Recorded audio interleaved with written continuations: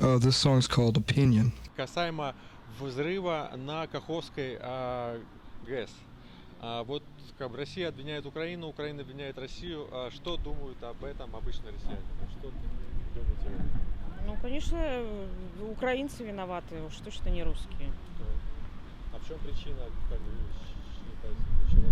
Честно, ну, чтобы позлить, наверное, русских. Да? Ну да. Ну, там 30 тысяч человек уже аж пострадавших. Да, конечно. Дома у них плывут. Новости смотрим, все это видим, конечно. Очень, очень страшно. И что будет дальше, просто страшно. На что они еще решатся? Ну, собственно, нормально то, что Украина обвиняет Россию, а Россия Украину. Это логично. Наверное, имеет под это свои основания, я думаю.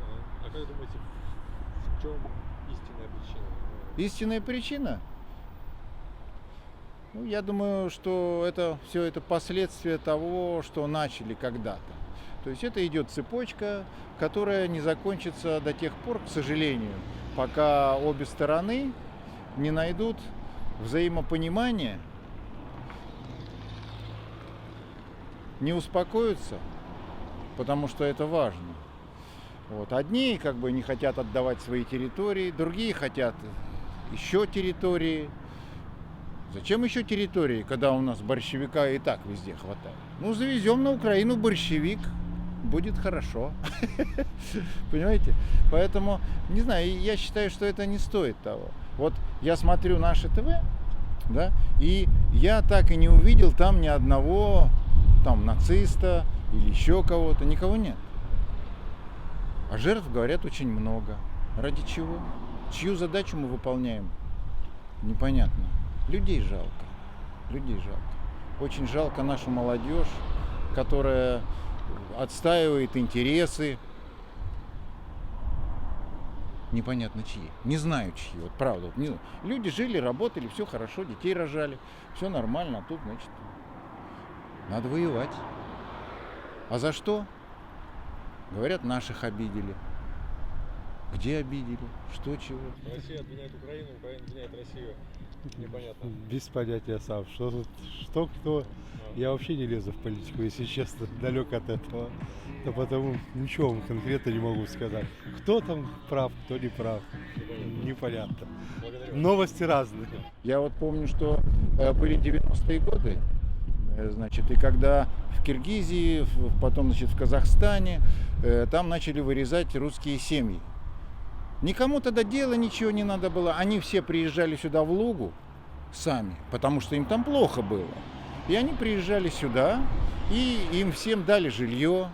Они все здесь выучились, заканчивали институты. Понимаете? А какие годы были? Это 90-е годы были. Да, 90-е годы были. Все приехали, все стали коренными лужанами. Все очень довольны. Понимаете? И мы своих тогда не бросили. Пустили к нам с удовольствием. Они стали нашими родными. Вот это называется, мы их не бросили. Потому что их там просто бы зарезали. Понимаете? Там их не бросать. Ну, если им там плохо, приезжайте к нам.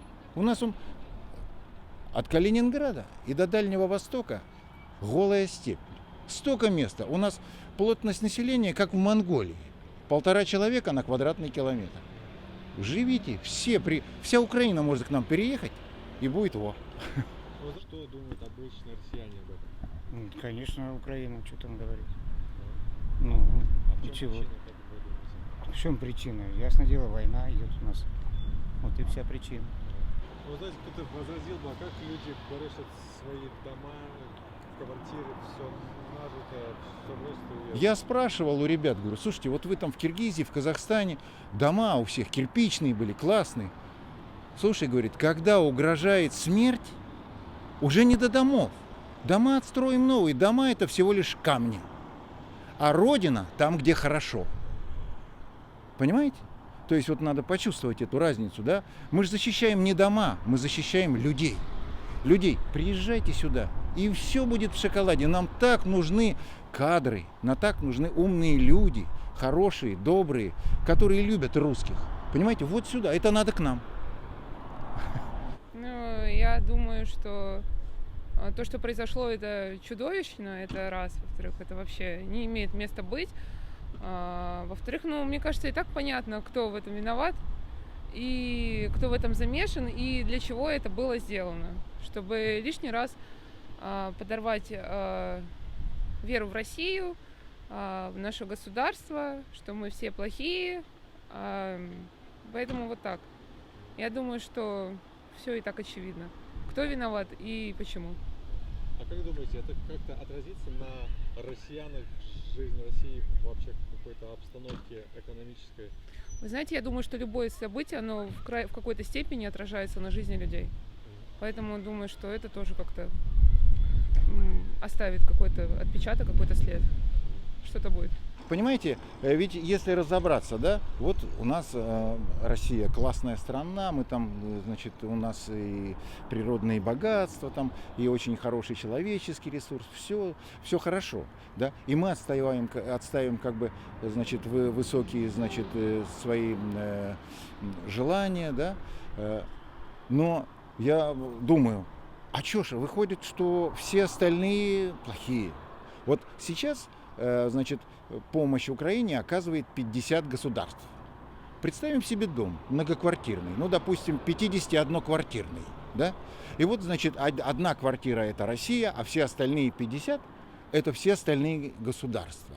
И получается, что один хороший – это, значит, Россия, а все остальные – какие-то неуравновешенные, какие-то злые, какие-то ненормальные, как они хотят сожрать эту Россию, все что-то ополчились. Вы мне скажите, так бывает в жизни? Что один нормальный, а все остальные полные кретины? Но ведь так же не бывает.